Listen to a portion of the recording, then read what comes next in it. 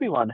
Today, we have the absolute pleasure of being joined by Jeremy Berriault, who is the founder of Berriault and Associates Consulting Group. Jeremy, absolute pleasure to have you on. Thank you so much. How are you doing? I'm doing great. Thanks for having me on. Absolutely, it's an absolute pleasure. What we really want to do is really have you on, have an amazing conversation. Hopefully, we can all learn a thing or two and come away with lots of value. So I guess the best place to start would be right at the beginning. So if you could maybe walk us through where it all got started, what really got you into your career? Was it something you did different, or did you pivot? Was that something you've always wanted to do? And maybe if you could run us through your journey of getting to the position you're in today. Sure. So I started out, let's say over 30 years ago. I was a test analyst, kind of for software. Grew up from there. Had a lot of mentors around then that showed me kind of from the continuous improvement, how to keep getting better at what you're doing. And like the kind of the true QA, if you really think about it. And from there, I used what I learned and just progressed on. I became a team lead, program lead, manager, director, senior director. I made it up to, I was an acting CTO for a little bit for our organization. And then as I was growing up and through that, getting through that part of my career, I found that it was more than just kind of like the process of how things were working, around like obviously early 2000 Scrum, Agile, the Agile Manifesto for software development came out, and everyone was leading towards all these different types of frameworks. And I started noticing it was a little bit, there's more to it than just the actual framework. And I think in my last actual career in a corporate environment, I started seeing and using what I learned for more from a behavior perspective. I took teams where the organization, there was like a 2-year project that was estimated. We got 80% of it done in a matter of like 8 months. So what we focused on, and we did that, we focused more on the behaviors to get everyone communicating and being effective at what they're doing. And it was after that part in my career, I decided to go out on my own and help others and help other organizations, help other teams use that behavior focused at getting better at what they're doing.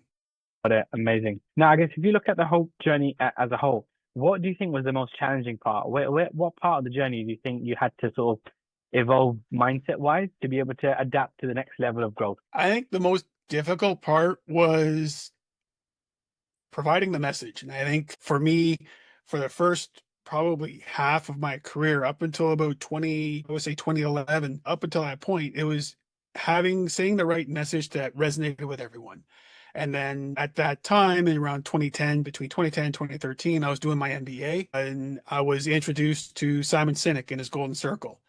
And when I was introduced to that and understanding the why first, and that's how you should provide your message and how he gets it across, get a little more impact. That's when I started seeing a little bit of a change in how I talked and how I communicated with everyone, and how I went to senior executives at that time, kind of giving them a better plan as to why we needed to go in a certain route we needed to go.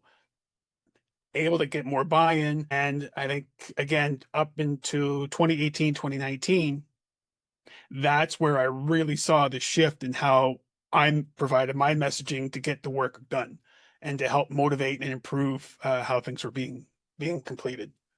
Got it. Amazing. Amazing. Now, what does, I guess, a typical day look like for yourself now that the business has grown massively and you've probably got lots of going on? But I guess, what aspect are you most involved with in the business? Is it the growth side of things and taking things to the next level? Is it still involved in the team and that side of things? What does a typical day look like for yourself? Typical day it's about 50-50. Yeah, I'm growing my company. I want to keep growing it. We have a small team right now. Our goal is to double in size, potentially triple in size in the next 18 months. Okay. And so, yeah, but I'm still working with the teams, and that's just the fine line I have to play just because of the size of my organization, the size of like the engagements we get and how we move along. But we have the team I have is really great. We have myself and another agile coach that works well in the process improvement. We have people that work with it on the strategy side. We have someone that works on the mental health and well-being for individuals. And that was one of the things, again, I found that was missing a lot with a lot of these type of transformations or engagements. And also to help us grow, we've gotten a couple of partnerships with other organizations to help out improve our leadership program and improve our team well-being program. Got it. Amazing. Amazing. Now, I guess if we talk more on the market side of things, right, within the industry that you're in, and I guess across the field that you're seeing, what are some market trends that you've perhaps seen, right? Or perhaps you're seeing at the minute, or perhaps even you predict that this is the way the market's going? And what are some trends that you've noticed, and how do you think they're going to pan out over the next 6 to 12 months? I think there's a lot of messaging. If you go on LinkedIn, you see a lot of messaging, a lot of posts about like kind of the behaviors and like using the team, helping the team, leadership kind of involving from there. And I think that's really I'm kind of happy about that, because that means the direction that I started 7 years ago is the right path.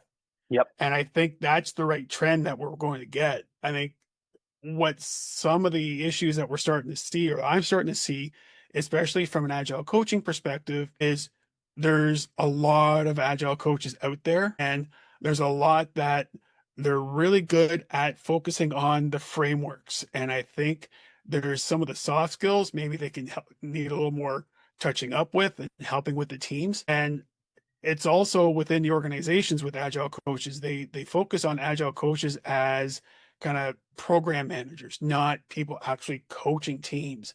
Got And it. I think we got to get away from these bias and kind of name locking people into thinking, oh, you're an agile coach, so that means you can run like this huge program with like 5 different teams. It's like, no, we don't run the program. We help the teams get better at what they do. You as leaders need to focus on having the right strategy, being the right servant leader, adaptive leader, transformational leader to help the teams and motivate them to get to where you want to get. Got it. And where do you see the most resistance and challenge in that solution? Obviously, you bring an amazing solution, but where do you get the most friction and perhaps challenges when you're actually looking to come in and bring change? And is it within the people themselves? Is it within organization? At what level do you see the most resistance and challenge? I think the most resistance I get is because we focus on the behaviors and we use things like everything disc, we use 5 behaviors, we have a bunch of other tests that we use to help get the conversation going, get people understanding each other. And I think some of the resistance we get is like, oh, that's all fluff. Well, I want to be practical. Let's just get the work done and away we go. And that was a good mindset 40 years ago. Like back in the 80s is just get the work done.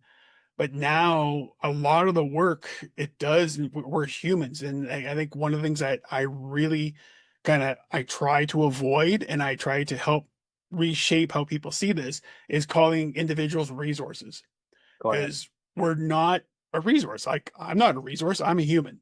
And a resource is like the desks that we're sitting at, like the wood that was used, the lights that we're using. Those are resources, because those are inanimate objects that do something that you can create some sort of value, because we need light, we need a desk. But for the people, we're a little more intricate. We all Yep. know it. We all know we're intricate. So let's not talk about ourselves as being like inanimate objects or a resource. Let's talk, and we're humans. We provide effort. There's a lot of things involved in the effort we provide. It's not a consistent. Sometimes it's not a consistent because every day is different for us. Something may happen. I may get stuck in traffic for 45 minutes, and some people don't like it. I don't mind it. I just turn on my radio. But someone stuck in traffic for 45 minutes, they're going to be a little more stressed when they come in. They may be a little more. They may not be distracted when they get stuff done, and it's understanding how to work with that so that you still get the best out of the person. That's what I think really we need to start focusing on. And again, I see that trend. I think we're getting there. I think we just need to hit that tipping point where we really get things moving. Got it. No, amazing, amazing. Now, I guess a massive trend that I guess a lot of people really want to talk about and dive into, I guess, power of social media, right? Before, back in the day, not much social media, online presence was important. You wouldn't really hear from a founder or a CEO about what they're up to and what their thoughts are. But it seems now founder-led content, social media, online presence is so, so important. And if you don't have an online presence, you kind of look as though like, well, what's going on? So how important has Yeah. social media, online presence, being able to connect with the whole world at your fingertips, how important has that been to the growth and success of the business? And what are some pitfalls that you've noticed that you'd advise other business owners to be mindful of? I think it's been very important for myself and for my colleagues and for the organization. I think before, when I got on LinkedIn, I was using Facebook. I had a bunch of other social media. I didn't think anything of it from the algorithm or anything like that. When I was in corporate, I'd go on LinkedIn, maybe I'd share a post or two, and that was about it. And it was not understanding like kind of how to really reach out to individuals. And when I went out on my own and started using social media, along with I had a couple other ventures and try to get leads and try to get clients, those didn't pan out. I found the social media really helped because it's social media. You're connecting to someone. And if someone sees your post and they react to it, at least there's that sort of engagement getting across. And I think where a lot of people kind of focus on, and I've seen this, and I got caught once doing this. I used, obviously everyone uses AI, or most people use AI, and some people will just kind of directly copy and paste what comes out of AI and puts it into a post.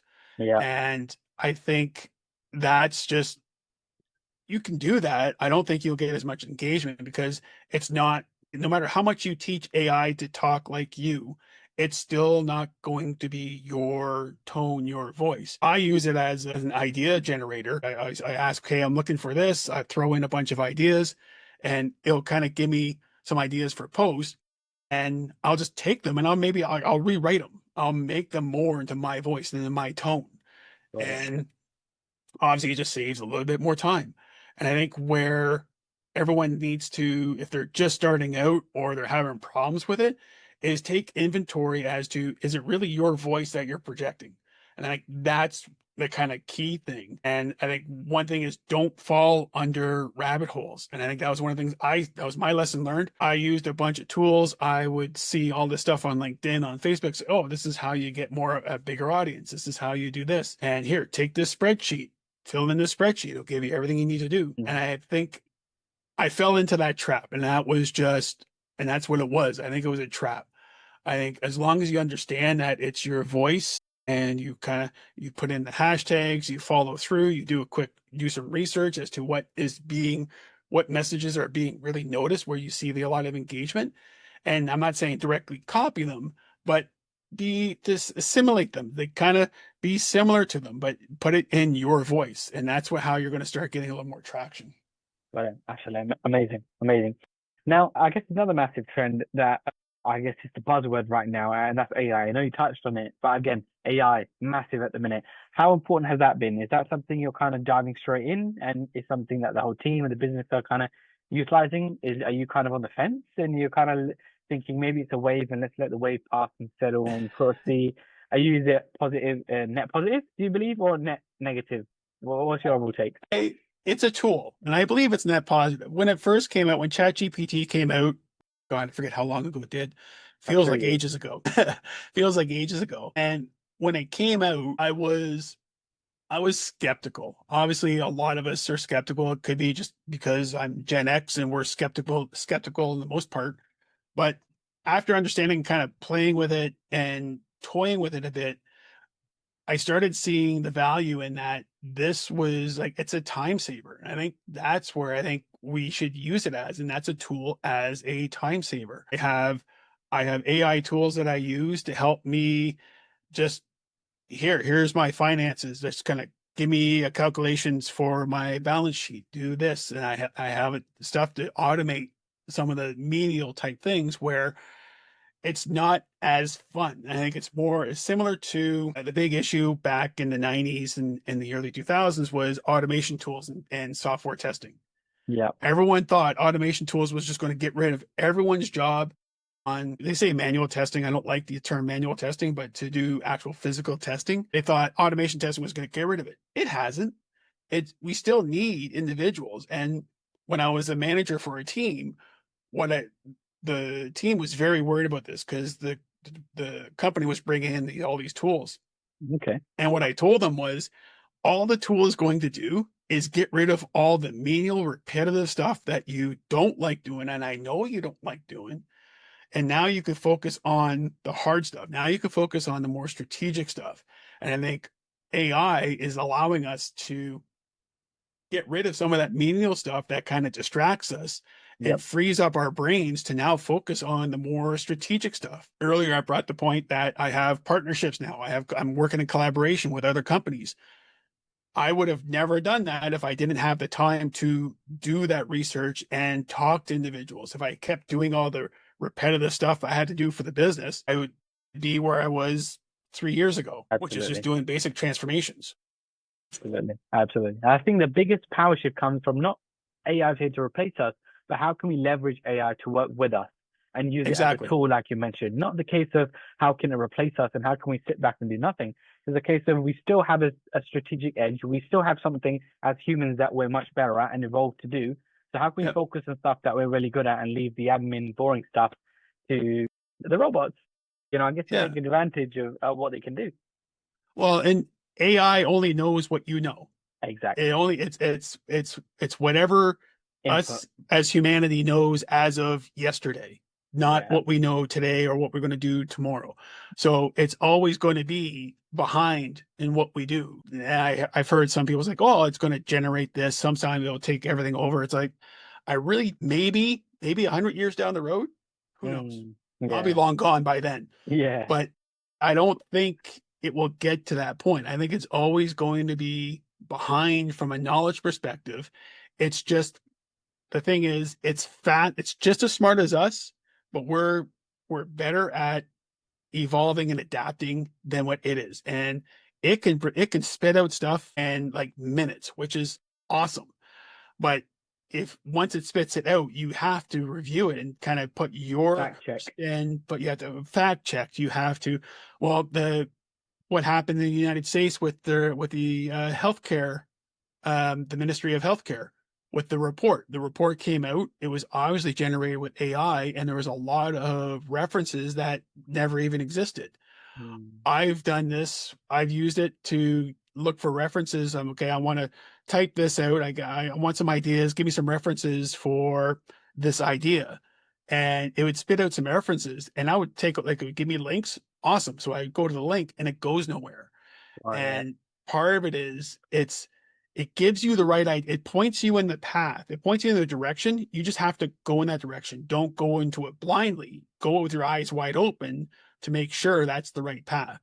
And for me, my tool, when it spits out my references, it's most about probably 50% of the time it's wrong. It gives me a link and I get a 404 error.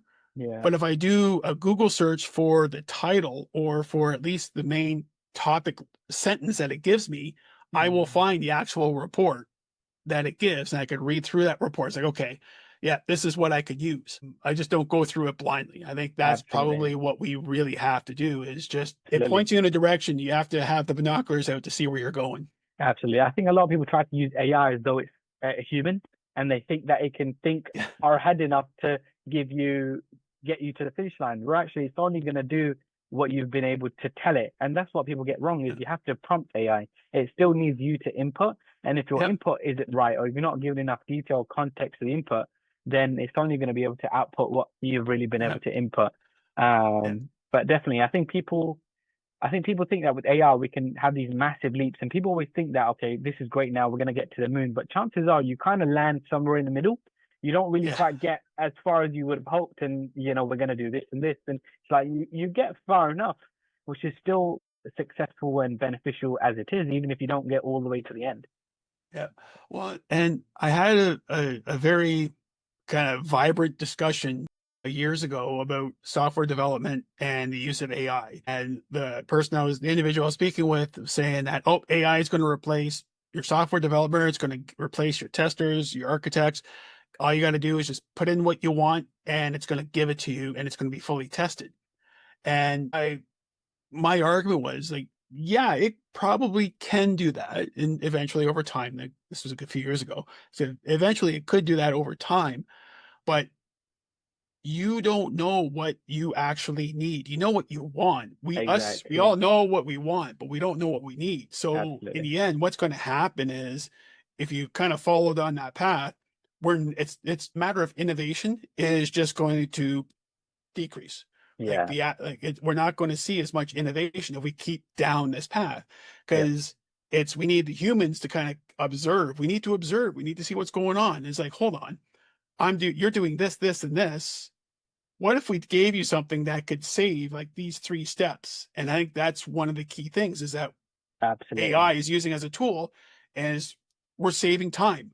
And that's innovation is all about saving time. And I think that's what we just need to keep in mind as we start looking at things. Absolutely. No, amazing.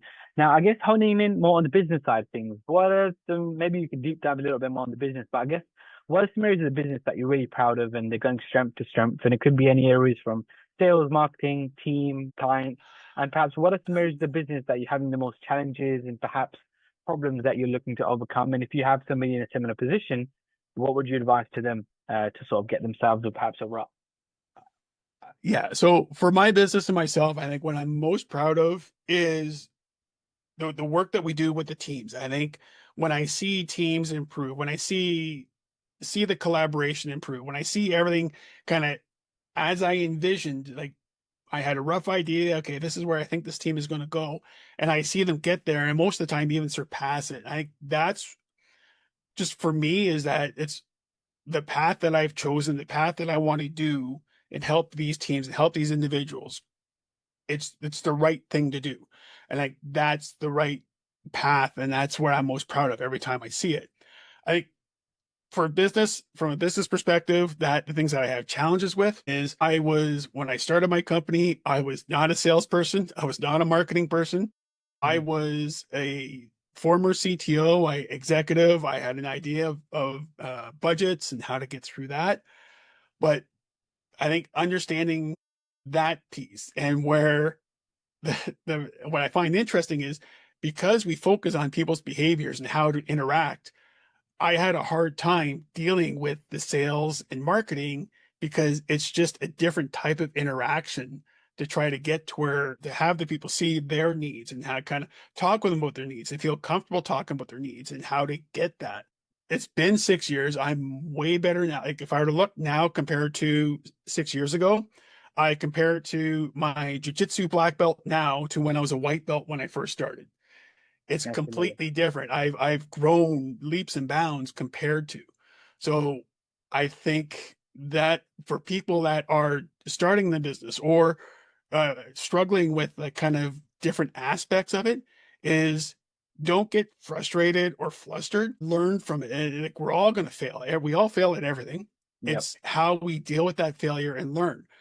I've learned, I think, luckily enough, well, sort of unluckily and luckily enough, because of COVID and because of the pandemic, it gave me an opportunity to learn a little bit more and focus and do a little more trials and try to get things done. Because at that time, my industry is very face to face. It was very face to face back before 2020. Now things have changed, obviously, where it's hybrid. You can do a lot of stuff on virtually, Yep. but it was doing that pivot, and I was pivoting and learning at the same time on how to work with everyone and how to work with other teams and how to talk to everyone. And I just kept going. I didn't give up. I didn't just kind of toss it and say, okay, I'm shuttering the doors for the company. I'm just going to get a full time job and have at it. Nope. We had 2 hard years. I think everyone had 2 hard years. I think no ifs, ands, or buts about it. And we all got through it. And for me, I think me getting through it, that's what helped.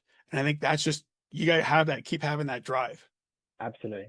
Now, I guess, what does the future look like? I know you've grown so massively and the team's grown and you're really proud of what you've accomplished, but there's definitely always the next step. And I think that's, Yeah. as a business owner, that's what you always look forward to is what's next. So what is next? If we're looking at the next 6 to 12 months, is there some specific goals in the vision board? Is it impact Yeah. based? Is there something sort of leaving some sort of legacy behind? What does the future look like?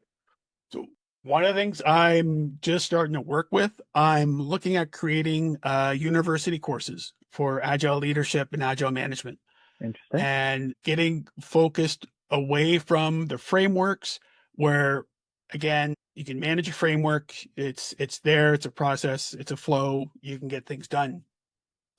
But understanding the ethos of kind of being an agile manager, agile leader, I think that's really, I think that's the next step. And that's where I want to take this to universities and colleges. I'm talking with a couple of universities now, and I've talked to a college where we can start implementing courses to teach people in the school system now on how to be those evolving leaders, those adaptive, transformative servant leaders, where they can get out into the workforce and they can start making that awesome change from the top down.